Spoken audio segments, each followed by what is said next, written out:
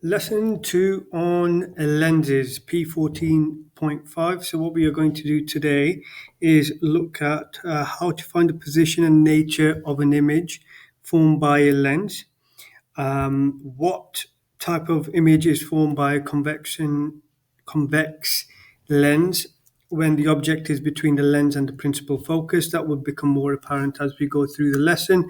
What type of lens is used in a camera and in a magnifying glass? What type of image is formed in a camera and what type in a magnifying glass? So guys, this will most likely go over 2 lessons. So one lesson on the explanation. I will let you get on with some questions. I'll give you a task, and then the following lesson will be going over that task. So here we go. So what we've got is we've got a lens over here. You've got light hitting. Let's say the sun's over here somewhere, and it's hitting the car.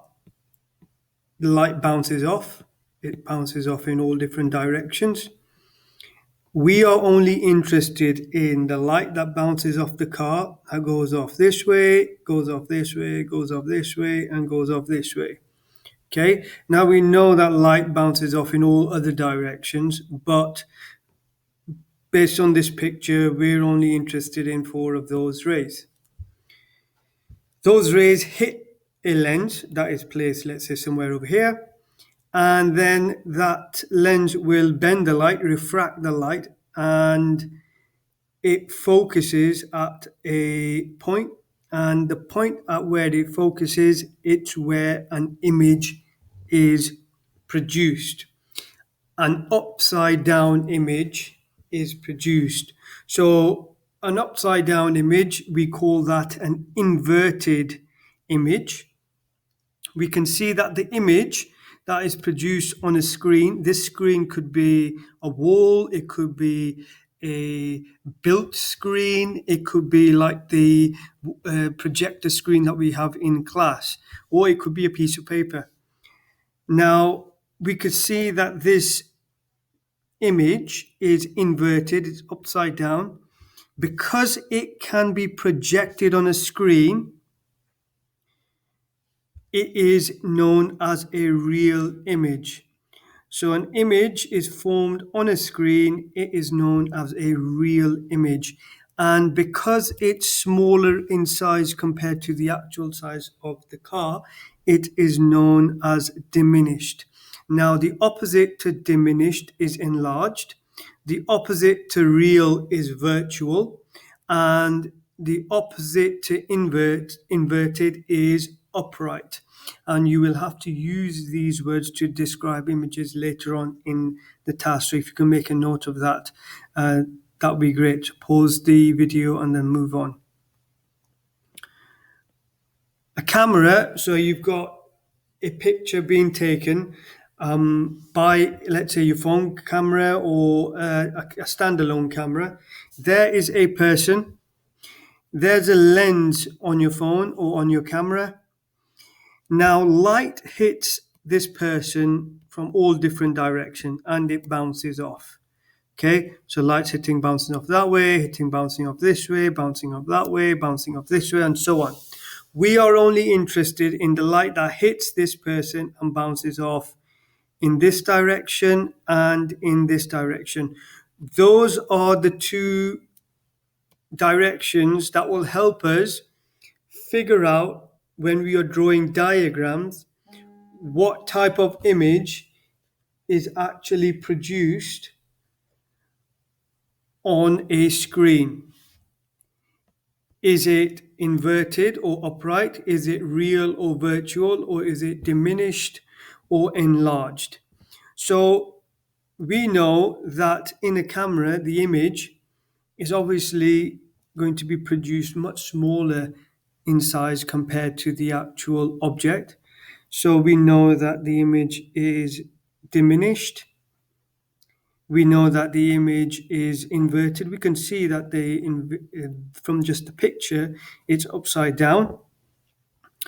And we can see it's a real image because the rays actually get to this particular point on the screen, and that's projected onto the back of the film in the camera.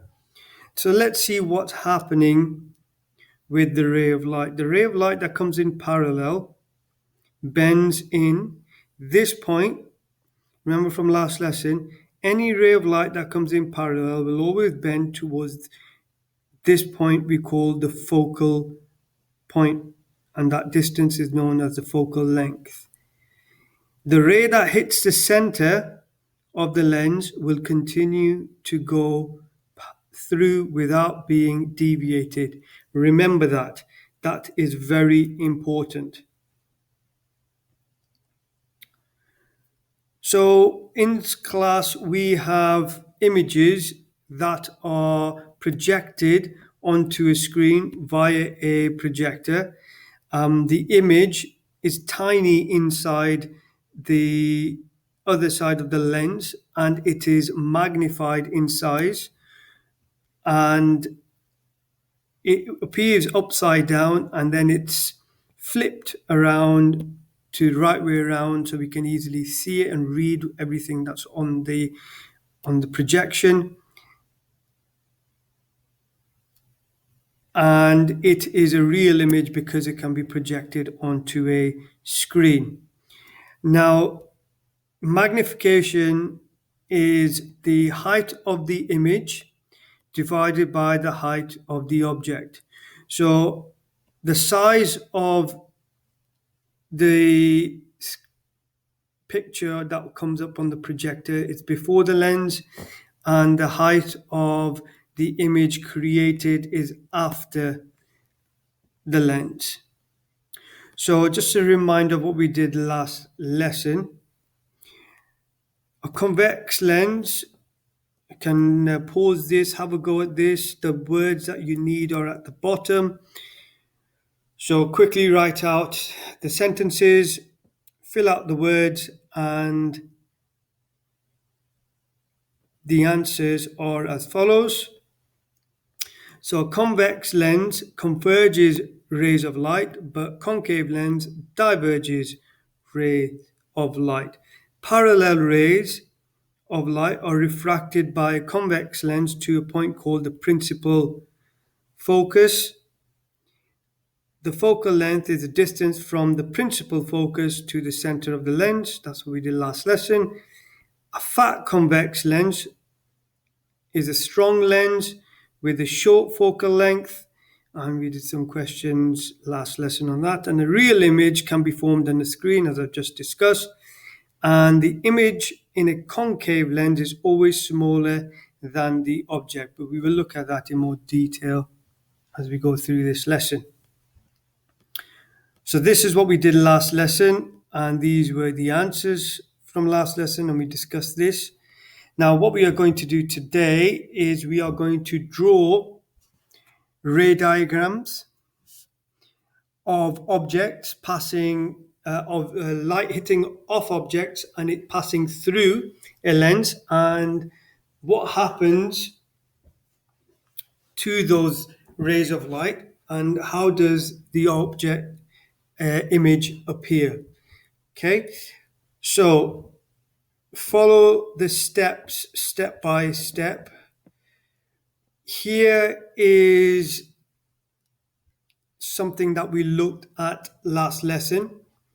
So rather than draw the lens as you see it like this here, we draw an arrow, a straight line with two arrows pointing outwards. That tells us it's a convex lens.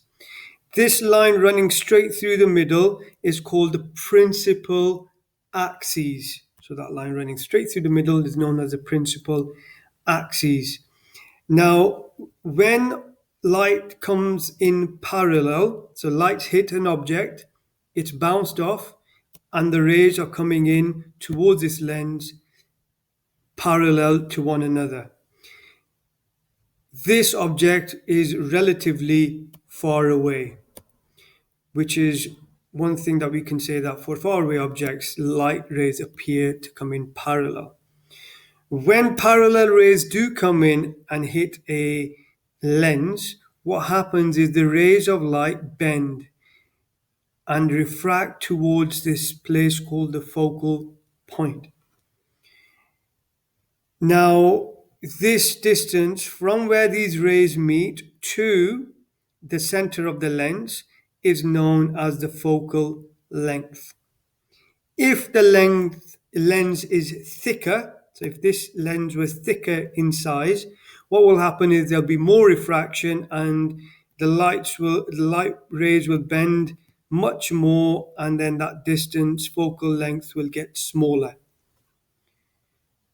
A concave lens, how do we know that this diagram is for a concave lens? Now, it's a straight line with two arrowheads pointing in. And let's just remind ourselves what's a concave lens. That's a concave lens, thin in the middle, thick on the outside. Now, when we draw it, it's a straight line with two arrows pointing in, so we know it's a concave lens. So the same idea, if light comes in parallel, hits an object, bounces off, comes in parallel to one another, the rays are parallel to one another, what will happen is a concave lens, the rays of light will diverge outwards. Now, if you notice, the ray of light going through the center just carries on going through the center. There's no refraction at that point, no changing in direction. Now, this ray is diverging outwards, hence is known also as a diverging lens. Now, how do we know by what angle to bend this outwards? If you get your ruler and put one point of your ruler at the focal point, now that has to be given to you, and the other point here of your ruler, so one point of your ruler there, one point of your ruler there, that will tell you the direction in which this line has to appear. Why does this appear as a dotted line? The rays of light don't actually take this path. If I was a person looking from this side of the lens, this ray of light will appear to come from somewhere over here, and this ray of light will appear to come somewhere over here. Okay, and that's what the dotted lines represent. So let's draw some ray diagrams. So I'm going to draw one, and I'm going to expect you to draw the rest.